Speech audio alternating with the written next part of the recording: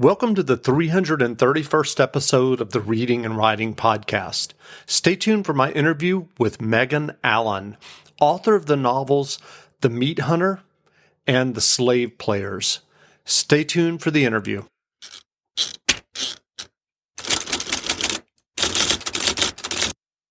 If you're new to audiobooks, they're the perfect way to get more books into your busy life.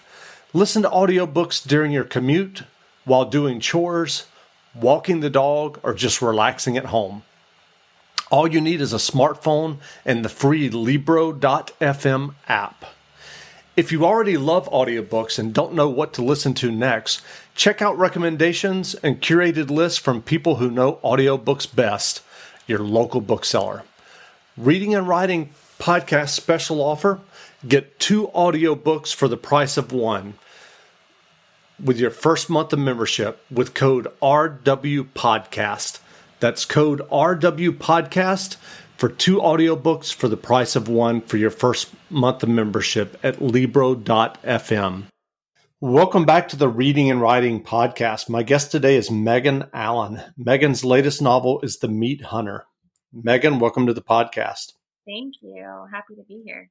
Sure. If someone listening hasn't heard about The Meat Hunter yet, how would you describe your new novel? So it's a thriller, but I like to call it a thriller with a social conscience because it focuses heavily not only on entertaining and fulfilling that kind of suspenseful and unnerving aspect of thrillers that we all crave and expect, but also on peering inside the American meat industry.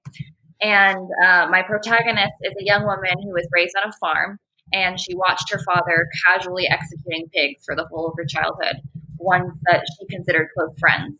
So as an adult, she's in the business of animal pharmaceuticals, and she's out for vengeance against those who she considers to be the cruelest members of the meat industry. And she's incredibly cunning and sexy, but also kind in the moments when she's not shooting someone in the stomach. It's received really wonderful reviews so far from places like Kirkus and Publishers Daily and Goodreads readers.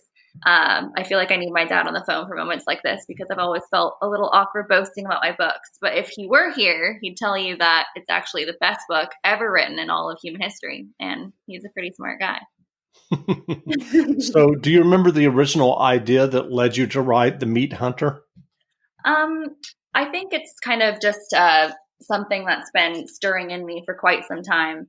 My dad raised me to treat living beings kindly, and we used to travel through states like Montana and Wyoming when I was a child so I could photograph wildlife. And I became pretty in tune with the natural world and developed a great respect for animals in general. Which I actually think is quite intrinsic in us all. I mean, you hand a 5-year-old a bunny and he's going to pet and love that bunny. He's not going to ask his mom for a knife, right? And I think that animal cruelty is the only part of ordinary everyday life I can think of that we stubbornly refuse to examine because it's simply too painful. And it's a lot easier to pretend that it's not happening. So do you have plans to write any more socially conscious thrillers? I hope so. Yeah, I don't. I'm currently taking a little bit of a break because I just got done with this one. So, but yeah, I think it's definitely that's the subject that I gravitate toward. Certainly. Sure. Do you have your next novel planned yet, or have you started thinking about what you want to write next? I have thought about it. I don't have anything specifically in the works. It's possible that there will be a sequel to this one that I've just written. So, yeah, I've been considering that. So what are your earliest memories of reading and books?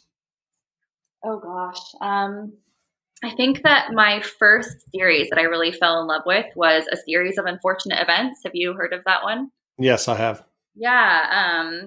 I think that surprisingly, I don't really gravitate toward thrillers or horror novels now, but when I was younger, I think I did much more so. And I've always loved Stephen King, The Shining. Steinbeck is probably my all-time favorite author. He had this way of injecting beauty into mundane life. And then I've also just been really inspired by other people outside of the literary world, like Philip Wollen, who's an animal rights activist and a phenomenal speaker, Peter Singer, philosopher and utilitarian, people like Sam Harris. They've really been my inspirations in writing. Sure. And what was the path of publication like for you for your first novel that was published? Had you always wanted to write fiction?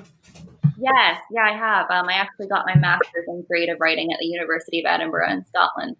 So I've always been geared toward writing fiction. And the process actually went surprisingly smoothly. I know that often people have a lot of difficulty, and I think that there's so much luck involved that has to be acknowledged in terms of publishing a work. But I secured an agent relatively quickly after writing query letters, and then she pitched the novel to different various publishing houses. And I got a couple of offers actually, and then ended up going with Burnhouse Publishing. And then an editor got a hold of my work and tore into it, and that was painful. But yeah, it ended up going really well, and I was super happy with how it worked out. So you mentioned getting a creative writing degree. What was that experience like in that program? That program was actually, I think that I was there mainly to travel because I had never actually been to Europe prior to that. So it was such an exciting and magical experience just being over there. And I did enjoy the course and got something out of it, certainly. But I also enjoyed the moments when I wasn't working and I was just inspired by the beautiful terrain of Scotland, and I was able to go to Italy for the first time. And so it really widened my horizons, probably more so outside of class than inside class. So what was the writing process like for you for the Meat Hunter? Did you outline the novel or write more organically? I never use outlines. I know that they're really helpful for some people, but my mind just doesn't really work like that. And I feel like in the times that I've been required from a professor or something by a professor to outline, I felt a bit confined and unable to be flexible in my thoughts. So I tend to just write organically, as you said, and go chapter to chapter and just let my mind take me and lead me. We're always driving to dance lessons. So we signed up for Know Your Drive. We save money and get closer to her dancing dreams. The daring young man on the flying trapeze. Or maybe her singing dreams.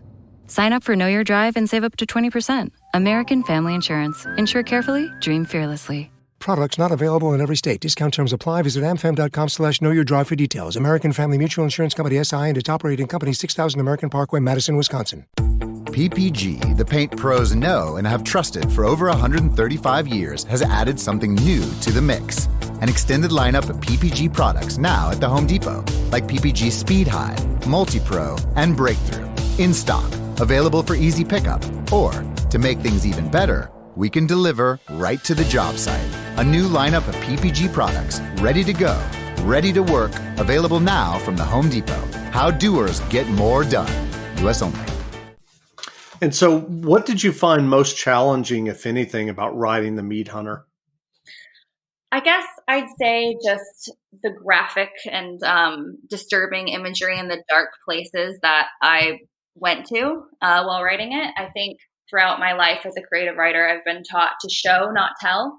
And I've kind of intuitively understood that creating a fictional world that comes alive and that guides a reader into dark pockets of the mind where they're forced, or maybe inspired is a better word, to reflect on how they feel is immeasurably better than telling them how to feel. So I try to paint a picture, and I try to never stray too far from the truth. And sometimes that means painting a gruesome image. And with this work in particular, because one of my intentions is to expose parts of an industry we'd really prefer be kept hidden and unknown, I try to really show the reader the truth. And I think it's important that we're made uncomfortable sometimes because it's really our own actions and our dollar that's creating the situation that makes us so uncomfortable and mad and sickened. And so we need to face that. And, I always say it's easy to go to the supermarket and pick out a big turkey for Thanksgiving. But if you were sent to the barn with a hatchet instead, there wouldn't be a turkey on the table that year, for most of us at least. That's undeniably the case. So yeah, it was difficult to go to those places, but it's actually something that I think about on my own anyway.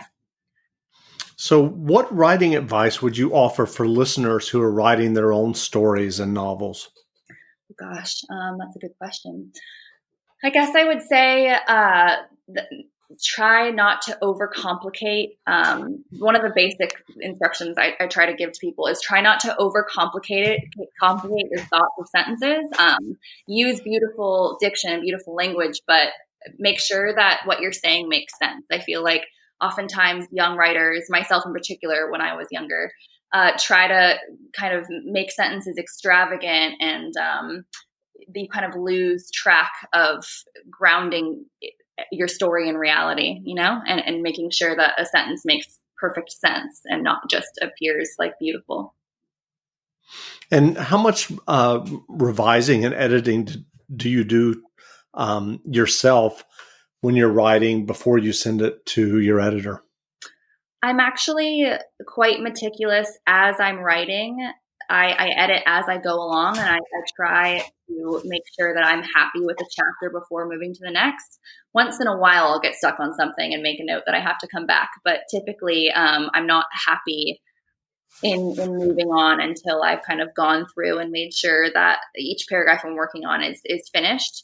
But then, of course, I come back later and say, like, what was I thinking to certain paragraphs? And, my agent will be like, what the hell is this? And then I'll be like, oh, yeah, I thought that was perfect at the time. But now upon reflection, it's not so perfect. So a lot of the editing, of course, happens after I finish the work and go back through a second time. Sure. So what novels or nonfiction books have you read recently that you enjoyed and that you would recommend?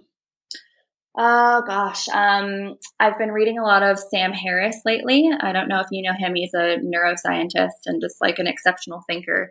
And he has written a book a pretty long time ago, but that I've just encountered recently about lying. And it kind of delves into the fact that we in our society lie so frequently about little things, big things, just to protect ourselves and others, and how it's actually much more rewarding in relationships if you are honest and you do offer full disclosure. And that's really difficult for someone like me, especially I think as a woman who constantly taught to kind of flatter people or laugh at people's jokes, to be brutally honest is difficult. So yeah, that's an interesting read. I don't know. Have you read Sam Harris's work at all? I've listened to his podcasts. What that reminded me of was, and now of course I'm not going to remember the name of the author. I think his last name is Jacobs, who did this. He does these various nonfiction books. Like he read the entire Encyclopedia Britannica and wrote a book about it. And then he spent a year living biblically, and he wrote a book about it, where like he didn't cut his beard for a long time. And the reason I'm mentioning this is he wrote an essay or article for a magazine. I can't remember which magazine it was. And in this article, he had gone and interviewed a psychology professor, and I can't remember what college he was at, who had embraced radical honesty to like a degree that was just, I thought, kind of off the charts, where if he was sitting with someone and he got bored, the guy would say, "I'm finding you boring," and would like get up and leave the table. Oh, wow. Yeah. I felt like it bordered in almost cruelty, but it was an interesting and funny article.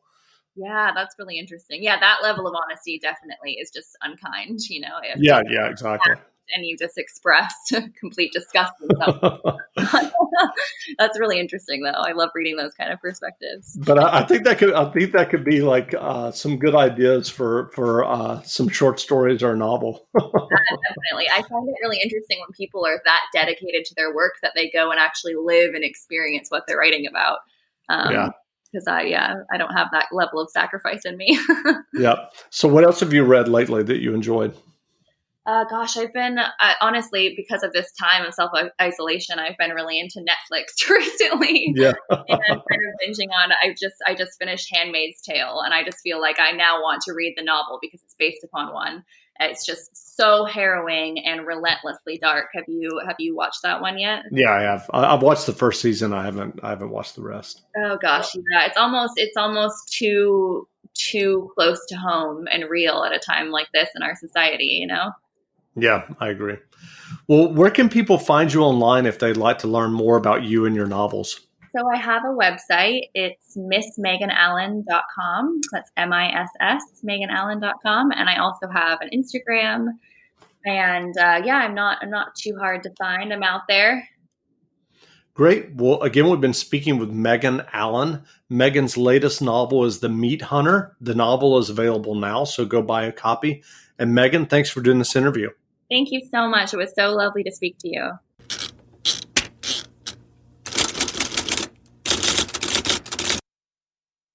Looking to kick old habits to the curb? #1 New York Times bestselling author Jen Sincero gets to the core of habit transformation in Badass Habits. Whether you need to break them, make them, understand them, or stick to them, Badass Habits shows you how in a simple 21-day guide. Featuring Jen's hilarious voice, Badass Habits offers a much-needed fresh take on conventional wisdom. Badass Habits, with audiobook read by the author, is now available wherever books and audiobooks are sold.